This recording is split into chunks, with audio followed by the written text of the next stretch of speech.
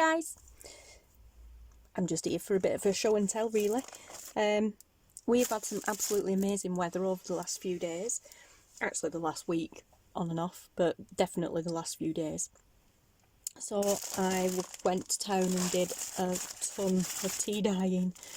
I actually did it all last week at the start of the nice weather, and I did the tub dyeing method, which I learned from Jarf over at Medieval Mirage, and I will pop links to her channel below, and that tutorial actually, where I just used a plastic tub and sprayed the sheets and put them in and then layered them up. But yeah, and then some of them I get fed up with spraying, so I did dip dye, so I put them in, smushed it around, smushed the tea around, turned it over, smushed it around, took it out, and then laid it on top. These are just plain tea dyed. I haven't done anything else with them. I haven't added any extra digikits for colour bleeds or anything like that. It's just tea. Obviously, we're being in lockdown. Five man's at home more than usual and drinking way more tea than usual. So, sorry guys, I forgot to put my phone on airplane mode. Yeah, so we have a plastic tub at the side of the kettle, so every time we make a brew, the tea bags get thrown in that, and then at the end of the day, they get thrown in the bin. I just grabbed the tub of tea bags and threw them all in the jug and just added boiling hot water to them and used them. Rather than using fresh tea bags, I used ones that would already been used. And I just grabbed a ream of paper, so I was like, I think there's about 500 sheets in a ream, and then I just tea dyed each sheet until there were no more tea left, or until my back couldn't stand anymore, should I say, because I didn't do a full ream of paper, but I were out there for probably about 2 hours in total, 2 maybe 3 hours on and off, 2.5 3 hours on and off in total. But yeah, some of them are battered and torn and tatty because the papers did not hold up well to being tea dyed, which is quite disappointing. How to get them down? Normally, sorry guys. Normally, I use this paper. It's Asda's and it's 75 GSM. But this time around, I use Amazon paper, which is 80 GSM. This paper does not like being tea dyed. Literally, the second it got wet, spraying's not so bad, but when I come to dip dye it, as soon as I put it in and smushed it round, it started getting like little paper bobbles on it. You know, like dead skin type thing when you rub yourself. That's what it was like. The bits of the paper were coming off. So by the time I put it in and smushed it around and come to pick it up here, to pick it up and turn it over and do it again, it were falling apart, it were tearing on me.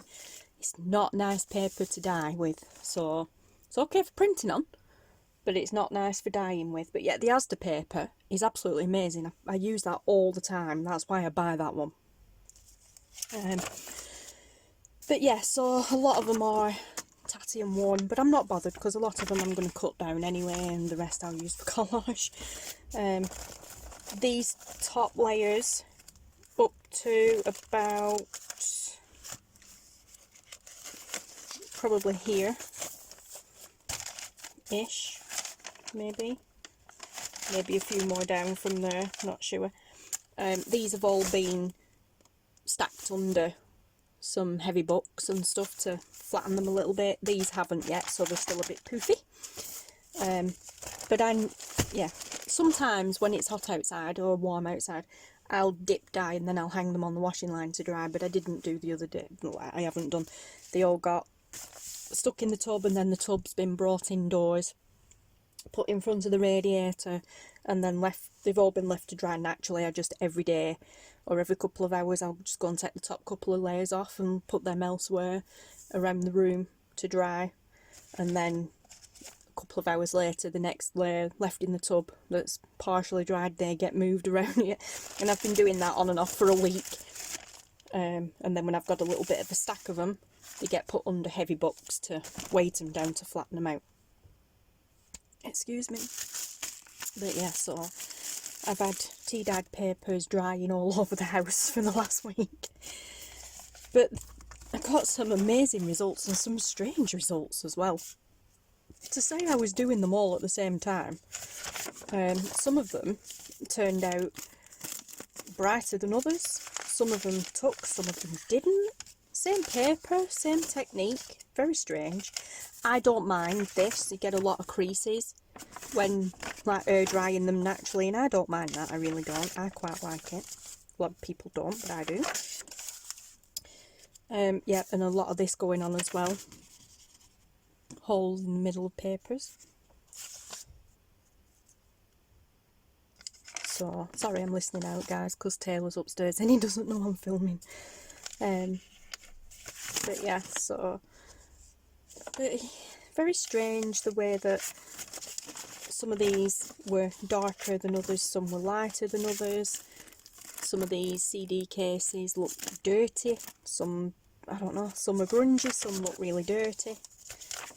Very strange, but I love it. This is what I love about tea dyeing, the way the papers react so differently. You know, the same paper, but they all react so differently. But it is cool. See, that is completely white on that side. You know, it hasn't taken on that side at all. And look at that. How I've got that, I do not know. It's been done the exact same way as all the others. This is slightly thicker paper though, but it hasn't taken whatsoever on the back. It's still brilliant white on the back, but look how bright that is. So strange. So strange. Yeah, so some are more like a yellowy colour. Some are a bit more orangey colour. I don't know. Look at these. These are proper grungy. These almost look like they've been coffee dyed, but they're not. They're proper grungy. I love this one. Little water stains in that one. I'm going to scan that actually. Yeah, actually I'm going to put these to one side. I'm going to scan them. I love the way they've turned out with the like watermarks in them. I don't get it. I don't understand how it's given me so many different results. It's very strange. Actually, I'll put that one over there as well. But like I said, either way, I absolutely love it. But yeah, so I'm craving human interaction again, so I just thought I'd come on and show you guys. I don't know how well you're seeing this, because in the screen that I'm looking through, it looks really whitewashed. So I hope that's not the case. Mainly because of the light, but if I turn the light down, I get lines flickering across the screen, and if I turn the light off, you can't see properly. Well, I can't anyway, everything just looks dull. So, yeah. And bits of paper stuck to other pieces of paper. It was a nightmare working with this paper, it really was, whilst it was wet. It weren't too bad whilst it was drying, but whilst it was wet, it was a nightmare to work with. I semi got an impression on these. I really don't know how well that's showing up. Can you see here? There's none on that side. A very faint impression on them. And that's where I had them sat on top of these. You've seen me using these before, guys. I actually bought this, well I say these, it was a giant tablecloth. It's fluffy on that side. And I cut them all down to size. I used to use one before as a mat. But I did actually intentionally buy them to cut them up to use them to try and get imprints. See, this one worked quite, well not quite well, but there's a little bit more of an impression on that. I'm not sure if you're seeing that. Like I said, it's a bit whitewashed through the camera. I think you can see it there. That might scan. It might translate in the scan. Some I got, some I didn't. Oh, I think I got. That's a lot more noticeable there in that corner. I used all sorts. I used them, and then I used a pizza tray that my daughter sent that we can't actually use for pizza. I tried to use that to get a few imprints as well. we can't use that in our oven because the oven, we don't have an oven, we have a microwave oven, we don't have a cooker. So, and that's too big to go in it. I'm like, yeah, I can use it. I'll see if I can get some imprints in it when I'm tea dyeing.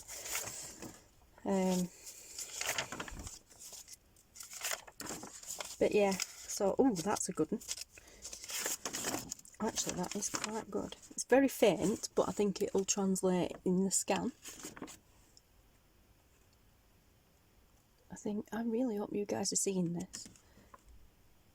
I'll try and take some photos and add them on to the end, just in case. Because I won't see what this is like to you guys until I'm watching it back on the PC. After I film, you see how orangey, like yellowy, I hope you are, how yellowy that is compared to that. It's so strange. And how orange that is compared to that. There's like 3 different tones there. Look at this. There is 3 different tones there, and yet it's the same batch of papers. These are actually the same style papers too. It is so strange how tea dyeing, or coffee dyeing even, I used to get the same with coffee dyeing.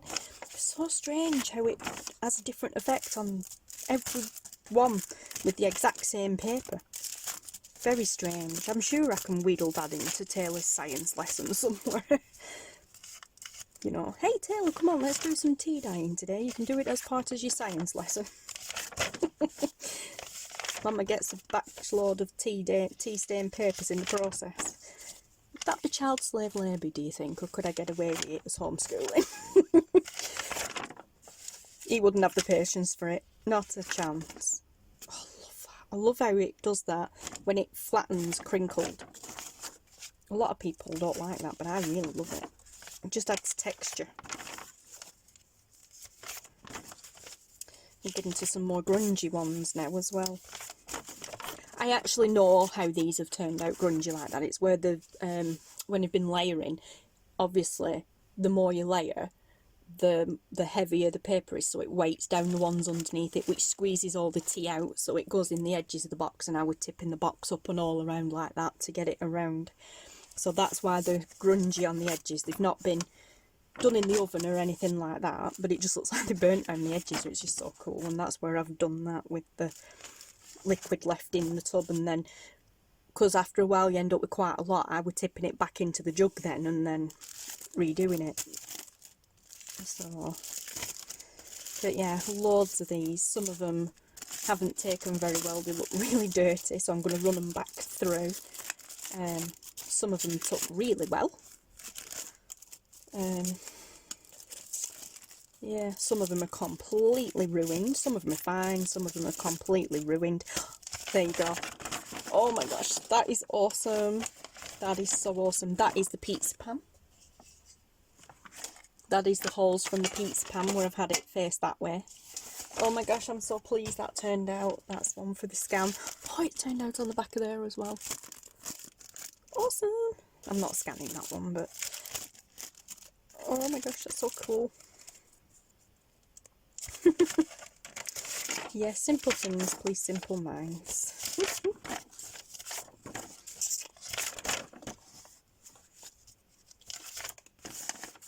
Cool.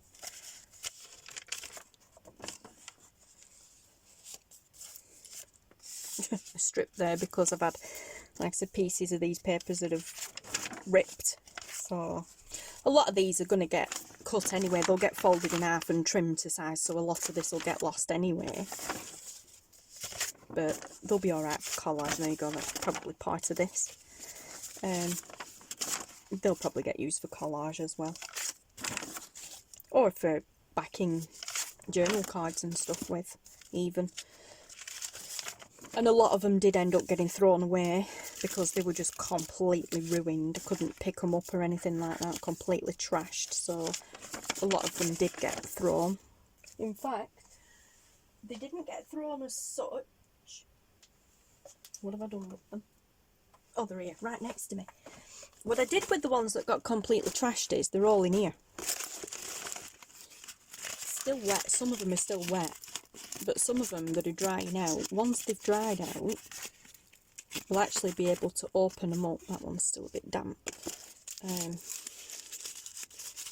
yeah, once they've dried out, you should be able to open them up and then iron them like so, and then use them. Well, that's what I'm hoping anyway. We'll see how they dry out. Otherwise they just go in the recycling, you know, because at the end of the day it's just paper. But such a lot of it was wasted, so quite disappointing. But at least I know now not to use that paper, which is actually quite disappointing because I bought loads of that paper thinking, oh well, you know, instead of well, not so much using the Asda's one, but I'll buy a load and then I've got, you know, I can just do like one full pack at a time, like ream. This is a ream, a full pack. You know, do one full pack at a time, and then I've still got plenty of other printer paper left to play with for digiprints and digikits and stuff. Because I predominantly print my digikits on normal copy paper. Oh, that is very, very, very faint. I don't know if you can see. There are very faint lines going that way where I've had lace laid across it.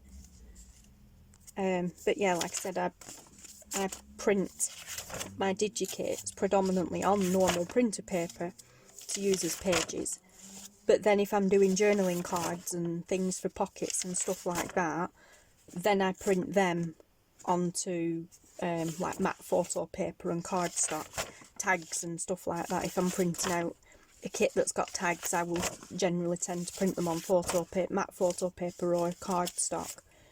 But my actual pages, like journal pages, are just normal printer paper. I know a lot of people use the good quality stuff and I don't mind doing that, but you know, it's paper at the end of the day. It's good enough to print on, it's good enough to write on my book, and it's also more cost effective. This is awesome. Oh, some more grungy ones here. I bet these, oh, another yellow one. I bet these were probably more further down the bottom of the tub. Oh, that now, see, that's taken a little bit on the back. It's pale on the back. But another bright yellow one. I need to find the other one, actually. Did I take it out? No, I didn't. It's there. Not like I can miss that. I can take that out and scan that. Awesome. Oh, I love it. Yeah, these haven't been flattened yet, but these are more grungy, so I'm wondering if these have been at... yeah, they will have been at the bottom. I don't need to wonder, because they were at the bottom of the pile, so they were the last ones to be taken out, so these have been, like, the first ones to have been dyed.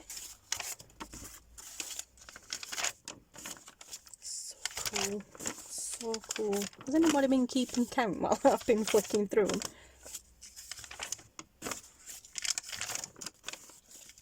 Oh, just listen to that crinkle. And last but not least, wow, I've no idea how many there are. I will put these back under the books to flatten them. But yeah. Oh, just look at that. Look at that. And the reason I did so many in one go is, one, I'm running low. I'm actually running low. And two, I'm actually going to make up quite a few smallish journals. I say smallish, meaning, what have I done with them?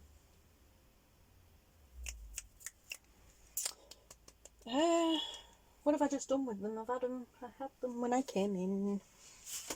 Where are you? Oh my gosh, I can't find anything in this room at the moment.